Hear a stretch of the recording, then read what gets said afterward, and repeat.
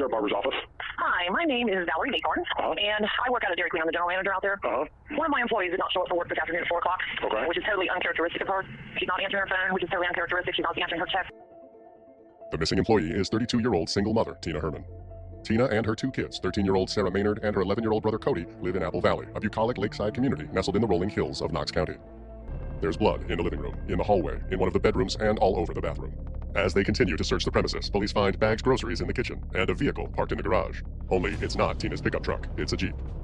Police run the tags and discover it belongs to Tina's neighbor, 41-year-old Stephanie Sprang, and collect the store's surveillance video from November 11th.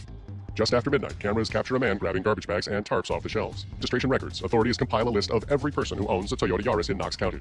One by one, they rule out everyone on the list until they land on a suspect, 30-year-old Matthew Hoffman. Then on Matthew's house in Mount Vernon and his mother's house in Apple Valley simultaneously.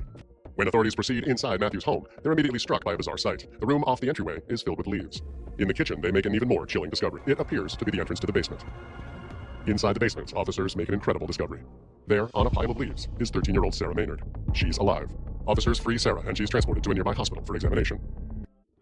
Sarah says when she and her brother Cody came home from school on November 10th, Matthew was waiting inside the house. We saw this blood on the table, like, oh my gosh, and then he came and snatched us. Cody ran off, and Sarah ran to her bedroom. Matthew chased her down and held a knife to her throat. He tied her up, blindfolded and gagged her, and forced her to lie face down on the kitchen floor. Terrified, Sarah says she remained there for what seemed like an hour. Then Matthew picked her up, carried her to the garage, put her into a car, and drove off. Eventually, they ended up at Matthew's house. Once they got there, he took Sarah down to his basement, shoved her onto a bed of leaves, and left her there, scared in the darkness.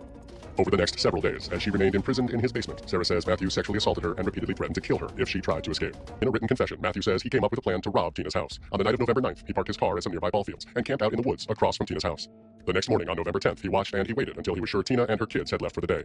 Around 10:30 a.m., he entered the house through the garage. While he searched the home for money and jewelry, he heard Tina's truck pull into the driveway. He ran and hid in one of the bedrooms. When Tina walked in, all hell broke loose. He struck her multiple times in the head with a blackjack. Suddenly, Stephanie Sprang appeared in the house and started yelling at Matthew. In a state of panic, he grabbed a knife and stabbed both women to death. He carried their bodies into the bathroom and began dismembering them, placing their body parts in garbage bags he found inside the home. Before he could finish, Sarah and Cody arrived home. When they saw him, they both ran. Matthew caught Cody first and stabbed him to death. He found Sarah hiding in one of the bedrooms, but he couldn't bring himself to kill her, so he kidnapped her instead. He transported Sarah to his house and left her in his basement. Inside a 70-foot-tall hollowed-out tree, they recover multiple garbage bags. Inside those bags are the bodies of Tina Herman, her son Cody Maynard, and their neighbor, Stephanie Sprang. The judge sentences him to life in prison without the possibility of parole. Over a decade later, even though justice has been served, the senseless brutality of this case still haunts Knox County residents and investigators alike. Even though she's a grown woman now, to those who remember this tragic case, Sarah will always be the young girl who survived the unthinkable.